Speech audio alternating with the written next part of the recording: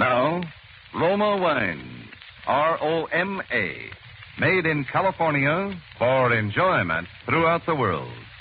Roma Wines present Suspense. Tonight, Roma Wines bring you Mr. Paul Henry, the star of The Angel of Death, a suspense play produced, edited, and directed for Roma Wines by William Spear. Suspense, radio's outstanding theater of thrills, is presented for your enjoyment by Roma Wines.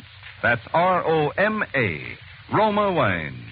Those excellent California wines that can add so much pleasantness to the way you live, to your happiness in entertaining guests, to your enjoyment of everyday meals. Yes, right now a glassful would be very pleasant as Roma Wines bring you Mr. Paul Henry in a remarkable tale of Suspense. December 31st, New Year's Eve. I shall identify myself as John Forsyth, my true name, as I have no reason to fear its being known nor to assume one of a different character. My early life has no place in this narrative, save only to point out with the utmost objectivity that I have always been possessed since my tenderest youth of extraordinary intellectual powers. As witness, my acquisition at the age of 16 of degrees from not one, but three of the leading universities of Europe, where, despite my British nativity, I spent my formative years. But this fact has no special significance other than as it applies to those events which were set in motion on another New Year's Eve in London 15 years ago. For it was on that evening, as I had planned some weeks before it should be, that I stood outside a door and listened for confirmation of the relationship I knew existed between my best friend and my wife. Oh, darling, darling, darling. It's all right now, Pam. It's all right. It's all over now. Yes, Are you happy? yes, now that we've decided. Yes, almost for the first time since I can remember. I know, darling. I suppose we should feel sorry for him, but I can't. Not after the way he's treated you. Raymond, what do you suppose he'll do? It doesn't matter, darling. Tomorrow we'll be on the Atlantic Ocean, and within a month we'll be on my uncle's plantation in Brazil, where he couldn't find us if he'd looked for 100 years. No, I suppose it doesn't really matter. How long will it take you to pack? Oh, an hour. Well, I ought to be back by then. I've just got to pick up the tickets and a few things. All right, hurry, darling. I will, darling, I will. Goodbye. Goodbye, darling.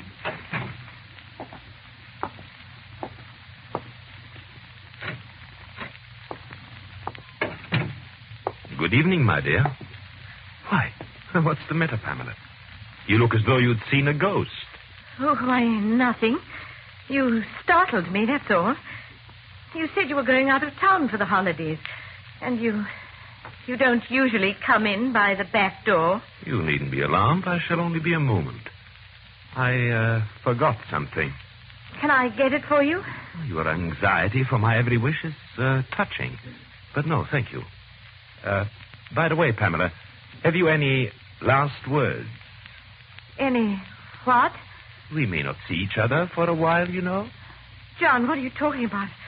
What's the matter with you? Oh, my dear, sometimes I wonder if I married you out of infatuation for your beauty or pity for your stupidity. Oh, John, please. Pamela, where do you suppose we shall all be, say, within the month? Does it really matter so much? No, I suppose it does not. Within the month, I was on trial for their murder.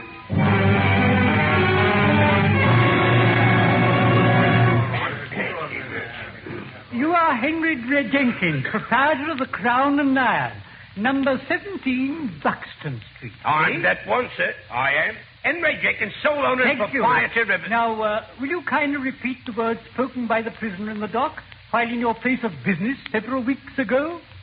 Yes, sir. Excuse me, sir.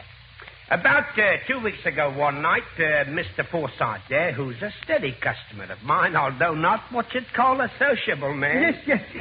Well, sir, all me other customers had gone home. And I was asking Mr. Forsyth to leave also, just so I could close up me shutters, you know. when all of a sudden he looks up at me and he whispers, kind of hoarse-like, "Jenkins, I did it. I finally did it." Not knowing what he did, sir, I naturally asked him what he did. And what did the prisoner tell you, Mr. Jenkins? He said, sir, warning me to keep it quiet, sir. I found them together and I killed him.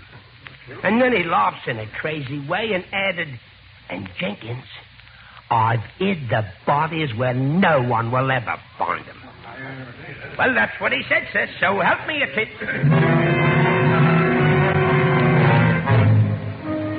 I saw him burning what looked to be a lot of bloody clothes. In the furnace it was.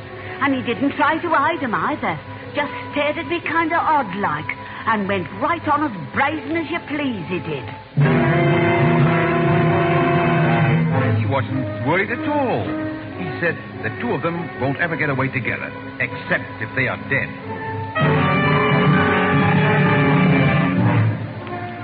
I heard him say it on the stair landing one night and several other times in their rooms. "Pamela," he says, "if you don't stop leering at Raymond Tillotson with those evil eyes of yours, I'll see the two of you in your graves. I warn you."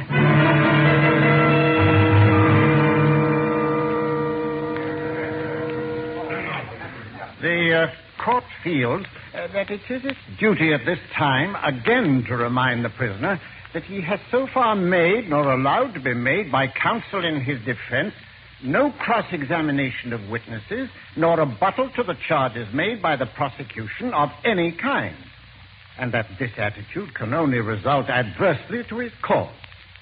The prisoner is therefore once more given the opportunity at this time to make such rebuttal. Now, does the prisoner wish to do so? No, Your Lordship, I do not. Does the prisoner wish to make any statement of any nature whatsoever in his defense? I should merely like to ask the prosecution one question, Your Lordship. Yes? What is it? Has the prosecution found the bodies? Well, the prisoner wishes to know if the prosecution has yet produced the bodies of the alleged victims of the crime for which he is on trial. Well, no, Your Lordship. We have not. That is all. Thank you.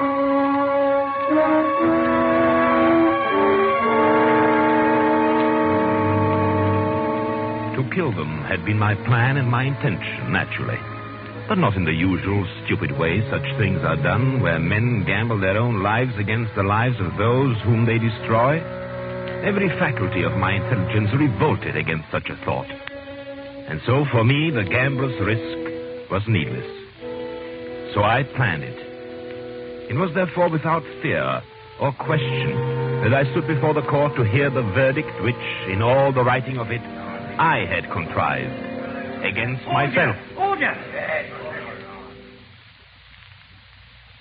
John Forsyth, the court has given most careful consideration to the fact that the bodies of the named victims have not been presented to this court as due evidence and a surety of murder, a fact which admittedly must alter the circumstances of guilt. But this Crown Court, no matter how deeply it desires to aid you, cannot but recognize the fact that you have allowed every shred of evidence and element to point to you as a cold-blooded killer. Under such circumstances, questionable though they may be, I can do only as the King's law directs me to do, tempered with the mercy of His Majesty's court. I hereby sentence you to no more than 20 and no less than 10 years at hard labor for the suspected and willful murders of your wife, one Pamela Felice Forsyth, and one Raymond Elton Tillotson. And may God protect the Crown and the jurisprudence of this court of His Royal Majesty.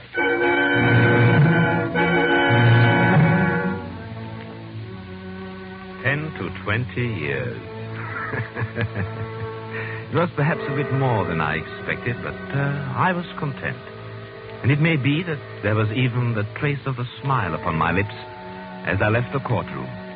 Certainly, it was justified, if only by the looks of awe and admiration turned in my direction by the spectators. Clearly, they recognized my genius, and I knew they were thinking of the countless lesser men who had failed in their efforts to hide even one dead body, whereas I, apparently without effort, had successfully hidden two.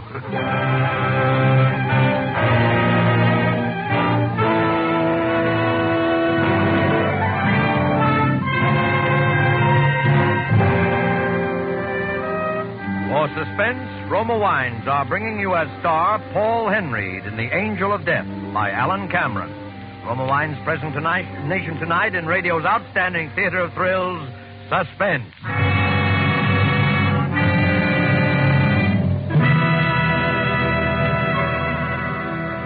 Between the acts of Suspense, this is Truman Bradley for Roma Wines. With the holiday excitement over, most of us are glad to enjoy evenings at home again, taking it easy and economizing. What a perfect time to serve Roma California Sherry. Yes, glorious golden amber Roma Sherry adds so much to happy hours at home, yet costs so very little.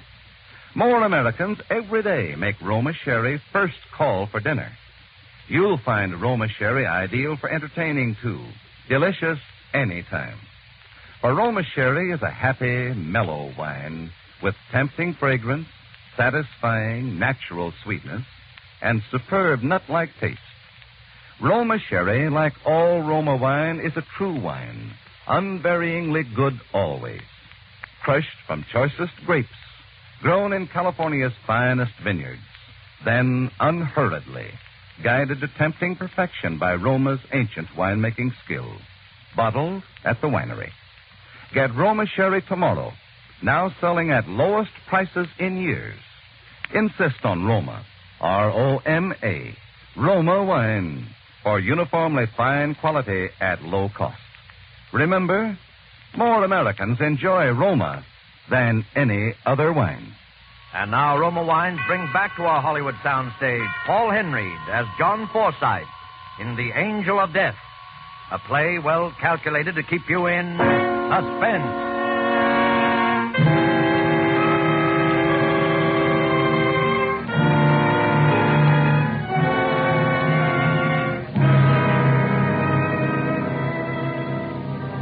It was thus that I began my prison term, and my association with William Waters, the sallow-faced, ill-favored little man who was to be my chief source of amusement and mental exercise for a long time to come, and to illustrate still further the inevitable triumph of the high intellect over all obstacles and surroundings. So you're the great John Forsythe, eh? You've heard of me, then? Not off, I haven't. The luckiest beggar that ever cheated the hangman. Luck? There is no such thing as luck. No? Then how is it you're sitting here safe and sound, and out as free as air in 15 or 20 years, instead of stretching your neck at the end of a rope, eh? I'm here because I choose to be here.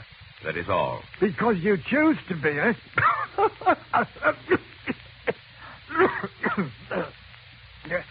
Now, tell me, Forsythe, just between us two, how did you do it? By using my brains. And there's many another tried that before and been caught up with. Simply because they did not really have any brains to start with. No, it's luck, I tell you. Bad luck like mine.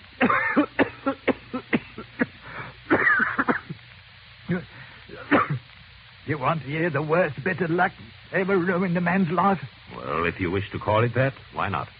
It was like what happened to you in a way. A sweetheart, Agnes her name was, with the biggest, bluest eyes. Oh, the prettiest little thing you'd ever hope to see. And you'd killed her? Oh, I didn't mean to. It was the usual, you know, and I caught her dead to rights. But she laughed at me. That was the trouble. Threw it in my face, she did. Next thing I knew, something snapped. And when me head cleared, there I was sitting on the floor beside her, crying like a baby. And her lying there with her pretty blue eyes staring out of her head and her pretty mouth all twisted. The red marks there on her throat.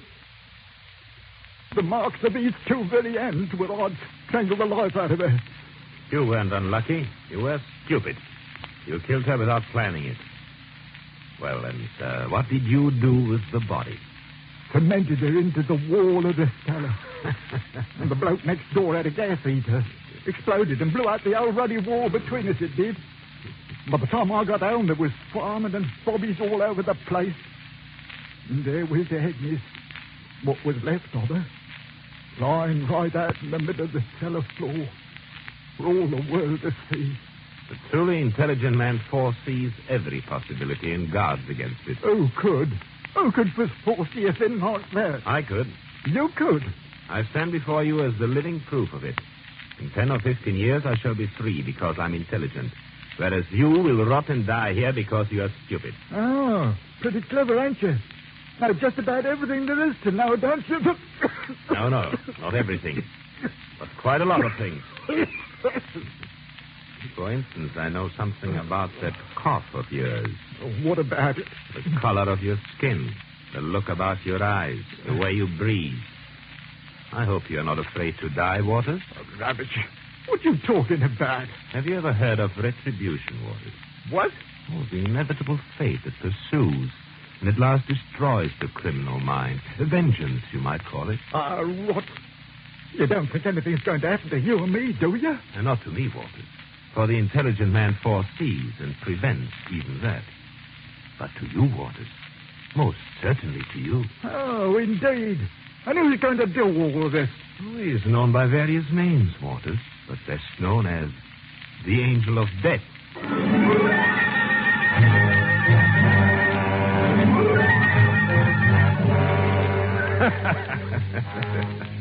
Retribution, the Angel of Death. Absurd, was it not? But a most purposeful absurdity. For the intellectual stimulus so necessary to remaining mentally alert during the prison years ahead was here delivered into my hands. An experiment, and one almost impossible under any other conditions. And William Waters would be my guinea pig. An experiment to determine just how far a man might succeed through sheer superiority of intelligence in breaking down and destroying the mind and the body of another by the simple power of suggestion. I suggested nothing directly, merely a word here, a glance there, drops of water wearing away the stone.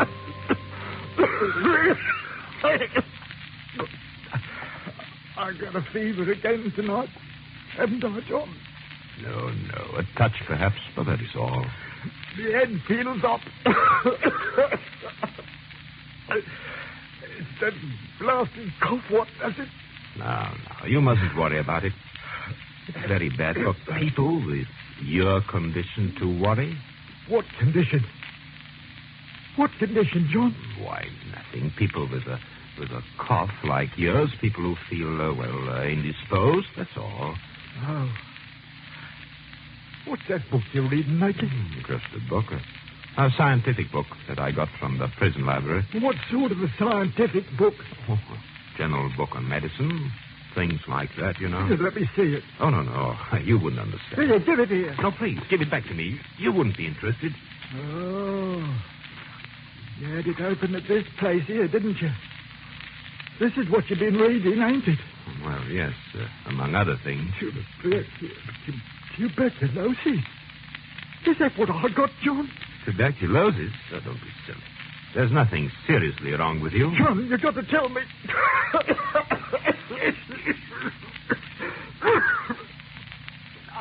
I don't want to die. No, you're not going to die. You take care of yourself. Why should it come to me? I've always been healthy. I'm not old yet. Of course you are not. You're just imagining things. Imagining things? You're worrying too much, that's all. Well, what makes you think I'm worried? Oh, I don't know. Sometimes when you're asleep, tell me, do you ever have dreams? What sort of dreams? Oh, well, about the past or... Oh, you mean about her? Yes. Do you ever dream you see her lying there on the floor with her eyes bulging out of her head and her mouth all twisted and her tongue all black and swollen? John, don't stop it.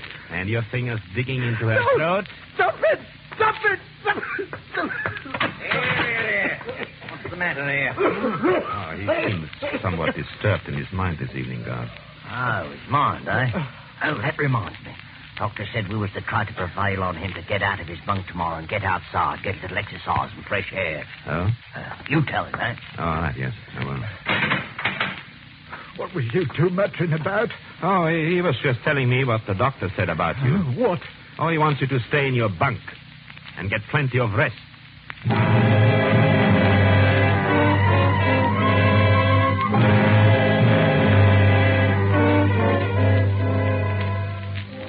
The time was drawing near, I knew. The time for what I had planned as the culmination of my experiment. Waters was having periods of definite delirium. But I waited. I waited for them to become more pronounced. Then, one night, when I'd listened to him tossing and muttering for hours in his bunk, I crossed over in the darkness. Oh, no. Wait. It ain't time yet. I don't have to go yet. No. William Waters. Yes. I've come for you, William Waters. What? She sent me, William. She sent me with her eyes staring out of her head, with her black, swollen tongue. No. I'm the angel of death. I'll kill her. I'll kill her. Take your hand from my throat. Take your hand. I'll kill you. Let me quiet you. What's going on here? I had to hit him. The man is out of his mind. He thinks I'm some angel of death or something. Yeah, you. Come on. Up on your feet. Come on there, Waters. Now, what's the matter with you? Buster. You. It's you what done this to me. Oh, I told you he was out of his mind. It's you what's done it to me. I'll see it now. Come on now. You're coming with me. I'll kill you, Buster. Come on. I'll get out of here after me for a moment. It's been 600 years. Come on. I'll kill you. I'll kill you.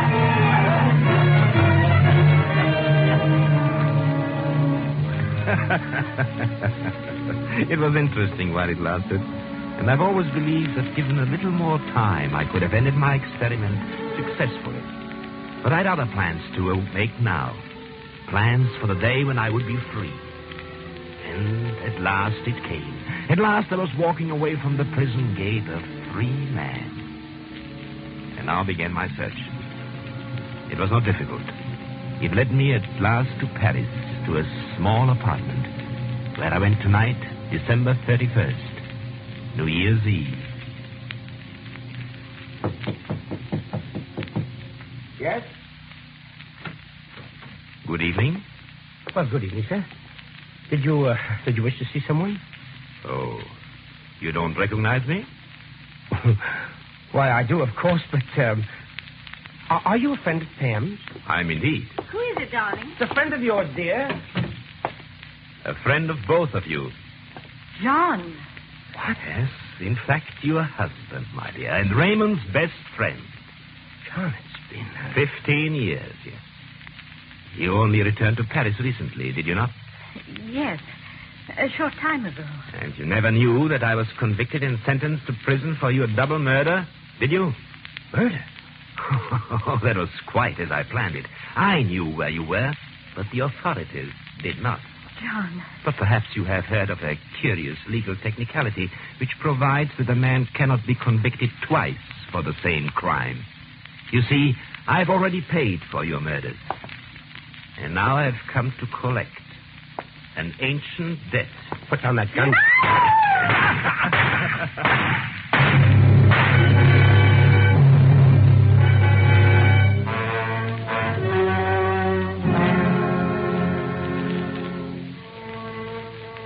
I then walked calmly from their rooms. I made no effort to hide my face, my trail, or my identity. I can now defy every element in life and in law. After 15 years, I've committed the crimes for which I've already paid my debt to society. I shall mail this letter to the police, who may give it to the newspapers, or whoever wants it. Although it is now a matter of indifference to me if the world remarks upon my cleverness or my patience. For my life is complete. No man has ever known such happiness. John Forsyth. Yes, come in, Madame Leclerc. That's the letter now that I wished you to mail for me.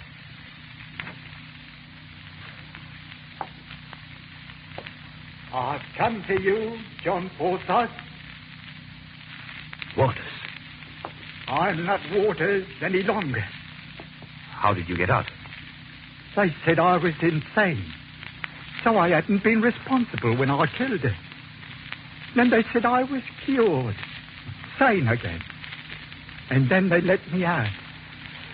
But there was one thing they never knew.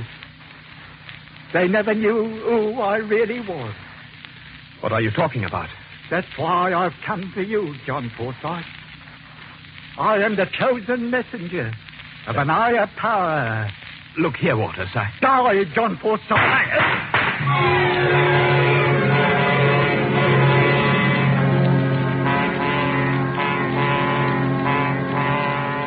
And the story ends with a newspaper clipping. Let me read it to you. Paris, January 1st.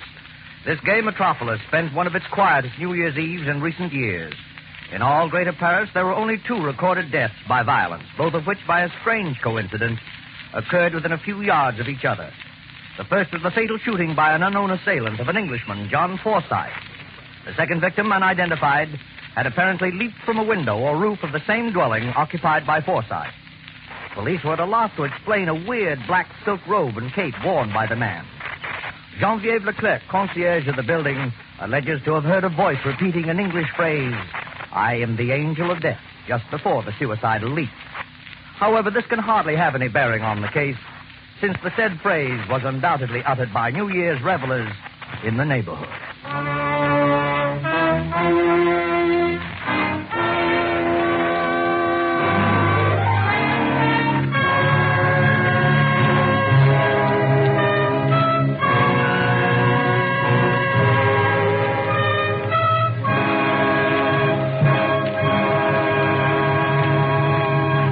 Suspense. Presented by Roma Wines. R-O-M-A. Made in California for enjoyment throughout the world. How much more pleasureful any meal becomes when Roma wine is served. Yes, a fine table wine such as Roma California Burgundy makes any food taste better, brings out all the flavor, lends romance and friendly companionship to the meal. America's famed hostess, Elsa Maxwell, says, "My simple secret for gracious and enjoyable dining is to serve my guests Roma Burgundy." It's so easy to make your meals more delicious, more exciting, as Elsa Maxwell does. Because Roma wine costs so little, anyone can serve it often. Complement your next dinner with the fruity fragrance and appetizing piquant taste of red, robust Roma Burgundy. Get Roma Burgundy tomorrow, now selling at the lowest prices in years. And you get extra savings when you buy Roma in the half-gallon and gallon size. No wine but Roma offers you so much for so little. Insist on Roma, R-O-M-A, Roma wine, made in California for enjoyment throughout the world.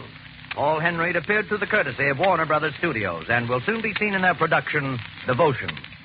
Next Thursday, same time, Roma Wines will bring you Mr. Phil Terry as star of Suspense, radio's outstanding theater of thrills. Produced by William Spear for the Roma Wine Company of Fresno, California.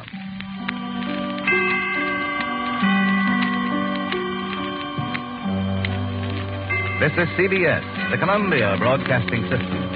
KQW, San Jose, the Columbia station for the San Francisco Bay Area.